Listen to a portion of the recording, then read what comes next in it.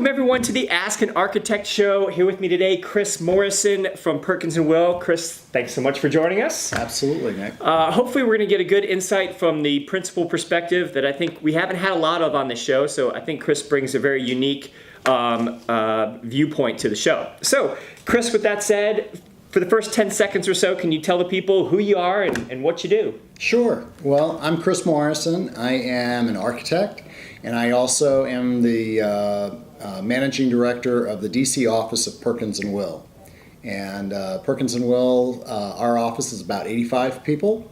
And nationally or globally, we have 25 offices around the world and about 2,200 architects.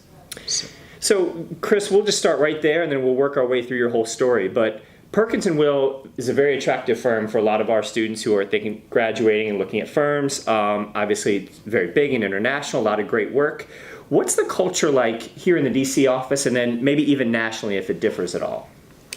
Well, it's interesting. I think that our offices are all distinct. Each one has a different personality, and it's because the firm has grown a lot over the last 20, almost 30 years through acquisition of other practices. And so as that happens, the personality of the firm continues to evolve and grow. Sure. And so it's actually one of the most exciting aspects about Perkins Will that I've come to appreciate in the 3 years since I've been here, because it's not just a rubber stamp that you have to accept and mold to, but rather there's an opportunity for you to make a mark on the organization yourself. Interesting. So you guys accept a variety of attitudes, backgrounds, perspectives, and actually the firm can mold to you in some ways. Exactly.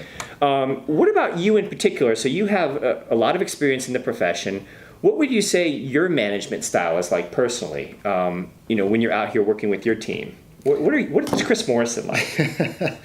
Well, I imagine some people probably ask me that all the time. My boss, Phil Harrison, who's our CEO in Atlanta, would say I am a walk-around manager. Okay, so define walk-around. What does that mean? So what I do every morning when I walk in the door is I drop my bag and I just do a circuit. And I walk around the entire office, say hi to folks, see what they're working on, check in, do all of that. And I try to hit everybody at least every couple of days. And it allows me to just have a little bit of a touch point with folks. So you can keep your pulse on what your team is doing, what the office is doing. Exactly, and I think also just, I've been in large offices where it's a tomb. Nobody talks to each other. They all have their iPods on, and that's it.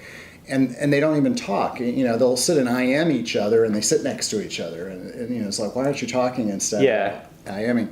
And so having that one-on-one connection is really important to me. I think that it's the basis of mentorship. And it's a two-way street, and so I think you've got to be constantly cultivating a relationship. Yeah, I think it's fascinating you say that, because we talked about it before on this show that a lot of people look at firms and sometimes they're looking at the portfolio or the type of work and not always paying close attention to if they fit within that firm, if that firm is a people firm. And it's good and refreshing to hear you say something like that, where you are constantly out walking around, engaging, making sure that the personality of the firm and the people that make it up are effective and productive and fitting well together. So as you've grown and become the principal and manager that you are, what did you learn along the way? Are there points where you maybe misstepped or had to adjust or learn some things that our folks can learn from? What points along the way maybe did you struggle when you were first learning to manage? And what did you learn from that? Well, I tell you, I think that one of the things that, I spent a lot of time talking to the folks in our office, both at the intern level all the way up through the principals. And a lot of times the issues are very much the same and the challenges are the same. And that is people really gravitate to wanting to have a structure of authority. They want to know, so they come to my office because usually they're mad that somebody hasn't done what they tell them to do, or they're not cooperating. And Sure. so they want me to tell them that they have to do what they say. Yep. And I usually push it right back on them and say, you need to get together with that person and reconcile what the differences are and come up with a plan. We are not, this isn't the military. We don't have a highly structured chain of command. We are a creative, collaborative organization. And as such, it's incumbent on each of us to cultivate relationships with either team members the people that we're trying to direct in order to engage them effectively, show respect, and develop trust. I'm glad you said that, because in a lot of ways, in a lot of aspects, I feel like communication is the resolution or the solution to 99% of all problems.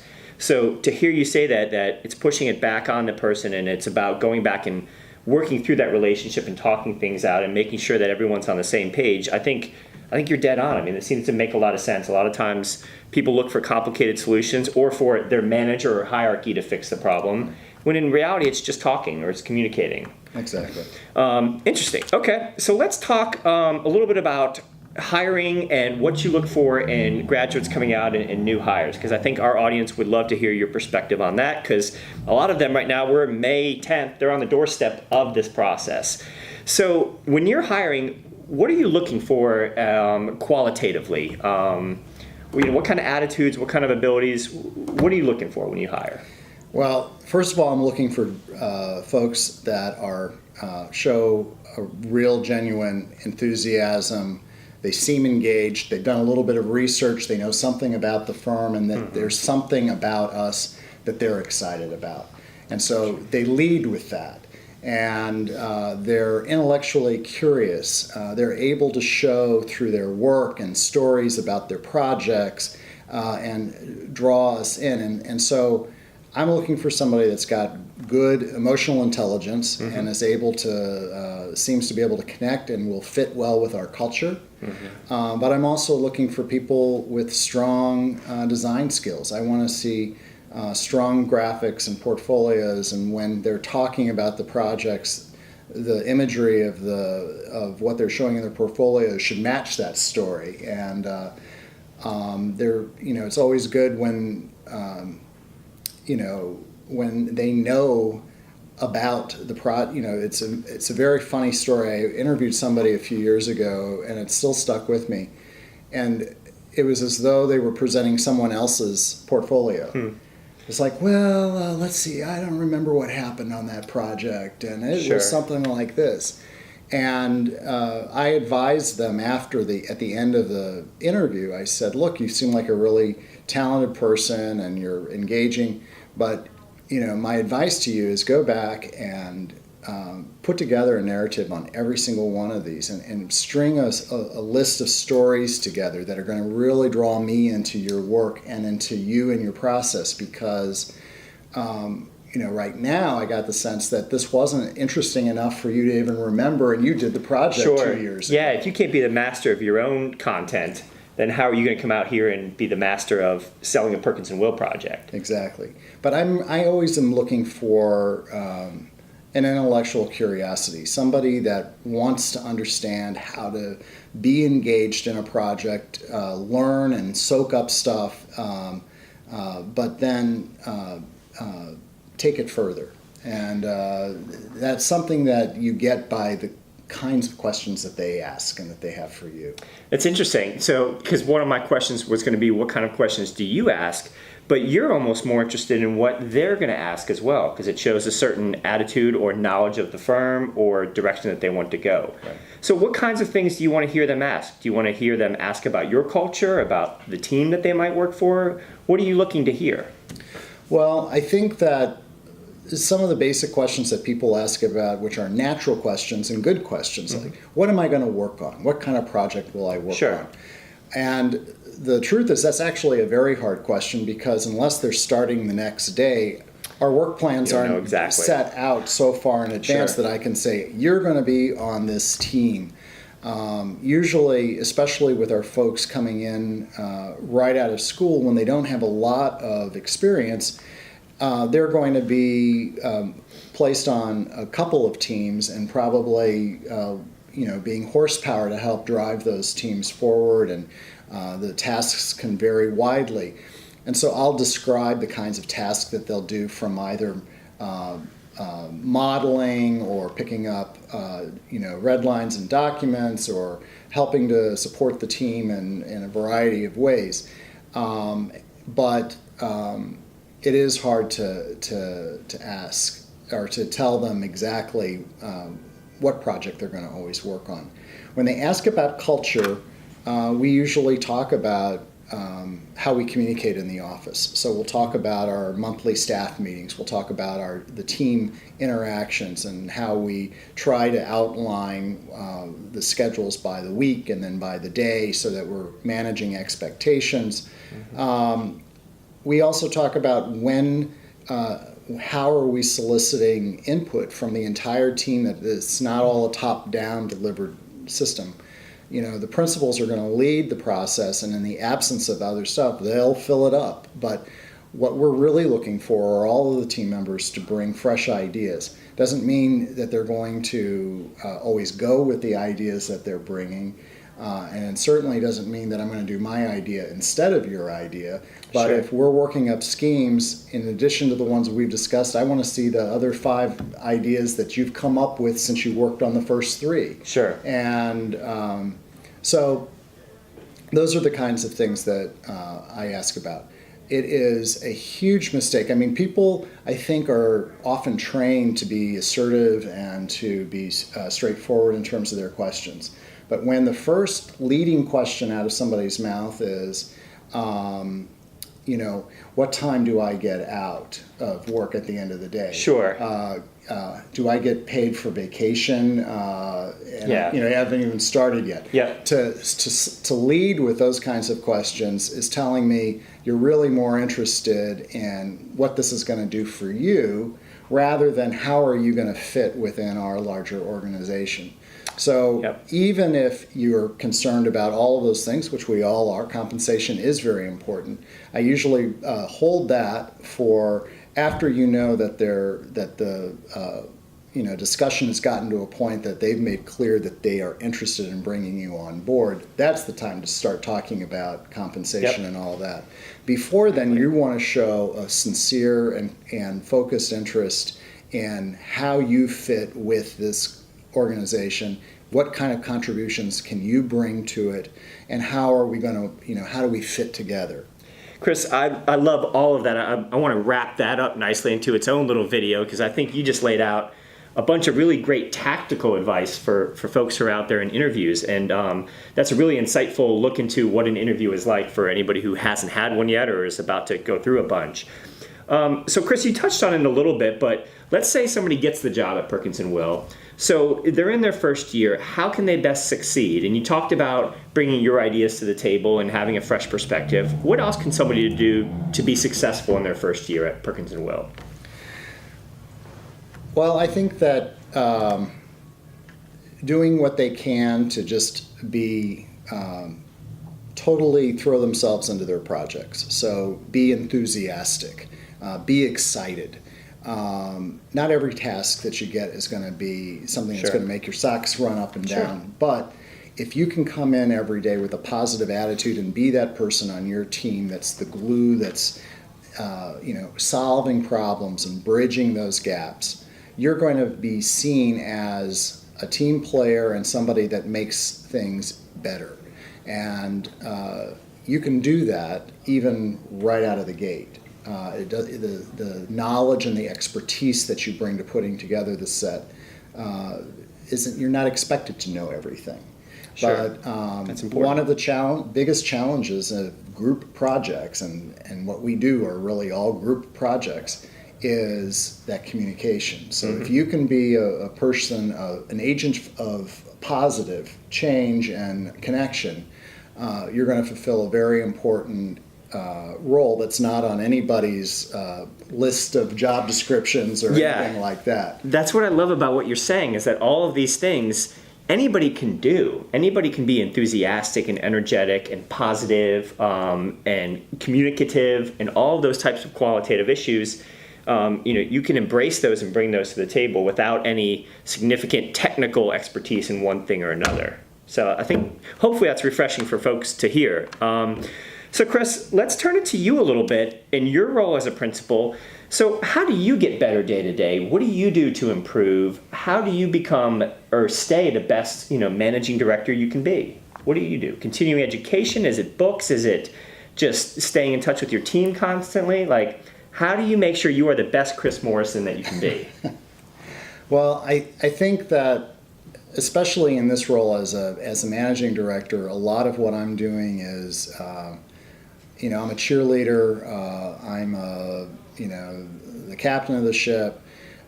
A lot of different hats to wear, but at the end of the day, it's about really pulling a group together. And it's unifying leadership and connecting them to the whole pipeline of emerging leadership and to the entire staff, and making people feel as though they're part of something positive and a larger endeavor that is meaningful. And so how to affect that engagement and to keep people excited and positive is something that it never ends. Sure.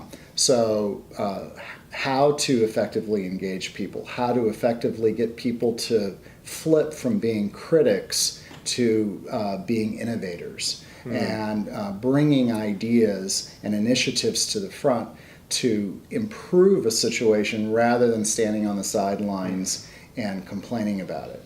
And love that. That is it's a big challenge. The way that I do that is I try to behave the way that I'm recommending people act in order to do their job. It's the same thing.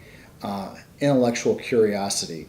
When I'm meeting somebody new who's on our staff, I want to know something about them. I ask about what interests them. What was their school like? How does that play into what they're doing now? What was their story? Mm-hmm.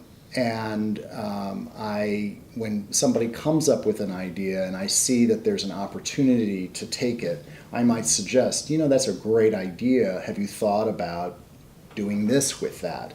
And giving them a little bit of a push, not saying I'm going to take that idea and take it over myself. Sure. But here's an opportunity for you to run with something and to take some ownership with it, and this is the benefit that you'll receive from it. Yeah, I love that what you said about don't be a critic, be an innovator. So if there's something wrong or something you see that you think needs to be improved, offer up solutions for it and figure out how you can be part of the solution and not an identifier of the problem. So Chris, we've known each other for a little bit, and you have a great set of soft skills. I mean, it makes sense that you're in the role you're in now. Have you always been like that? Is that something you've acquired over time, or is that something that's inherent to you as a person? How would you kind of self-evaluate, the last 15 years of your professional growth? Well, I think it is a natural fit. I like people a lot, and I like being an agent of unifying groups, and that's been kind of part of my nature since I was since I was a little kid. Now, a lot of times it ended up being I was that person on the team that was the bridge, and ended up if there were two difficult people, I'd end up stretching to try to pull them together. Yep. And so that gave me value on the project teams that I was on, and those skills ended up serving me well as I moved into these kinds of opportunities. I actually didn't come to Perkins Will to be the managing director. I came to help build their commercial architecture practice. Okay. And on the business development side. And as a seller doer. Gotcha. So go get work, bring it in, and do the projects. Okay. And what happened is that they were in the need of leadership at the top level here, and my new partners had all been grumbly and unhappy with how things were going, and there was some dissatisfaction, and new people had joined and other people had left, and There was some, a little bit of chaos with all of that, and they put my name forward to Phil Harrison, our CEO, and suggested that I would be the right mix. I had the right personality, the right manner to pull it off. And it was really because of that endorsement right off the bat that I said, okay. Sure. It was not a naturally comfortable thing to do. I didn't know a lot about the firm yet. I had no shared portfolio with the firm. Sure, yeah. So that to be thrust into a position where I'm going to be one of the leaders of an office was frightening. I mean, I was scared to death. Yeah. But it really did, the confidence that they put in me really established a high level of trust between us that has allowed it to work well. Yeah. And I love what you were saying about the bridge. I think about how valuable that is, or that role is, because you get such a wide swath of personalities and attitudes in a team that being somebody that can bridge polarizing personalities and that can help a manager resolve those types of things, I think is hugely valuable at all levels. So I'm really glad that you brought that up. I think that's something really unique to pay attention to. Chris, to finish it out, I want to just get a little personal on you and get a little a book recommendation or something that you think would be good for our audience to check out. Everybody's hitting summertime here. Everybody's popping out their summer reading list. What can you recommend for us? Well, along the lines of engagement and being compelling, I just did a session at the AIA convention. Mm-hmm. So how do you do the public speaking and all of that? Everybody needs pointers no matter what level you're at. And I really like this book by Chris Anderson, who runs TED, the organization that sponsors all of the TED Talks. And it's called TED Talks, and it's the official TED guide to public speaking. And what he does is he breaks down what the formula is. And I think that it's really effective because it's about creating a narrative, creating a story with a beginning, a thesis, a beginning, middle, and end, that you set whatever it is that you're going to talk about into, and realizing that it's not just the delivery of a bunch of facts or some, something that's very black and white, but how do I connect with whoever my audience is? Mm-hmm. How do I put this information in a structure and context that's going to be meaningful to them?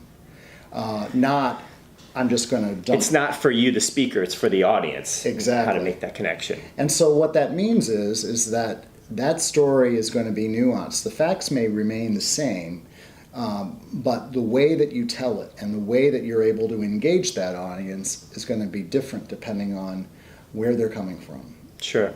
I mean, that makes a lot of sense. I mean, TED is obviously very popular, and it's gotten popular because of something, and the narrative that each speaker brings and the value that each one brings obviously probably leads to that popularity and that value. And I think this is a fascinating recommendation. It's one I haven't heard before and one I haven't read, so I'm looking forward to checking it out. Well, the other thing that's great about it is it's short. It talks about brevity, being to the point. That works. That is a huge, important thing on public speaking. Well said, Chris. With that, we will wrap it up here. Chris, thanks so much for joining us on the show today. Thank you, It's been Nick. a pleasure. And we'll see you next time on the Ask an Architect Show.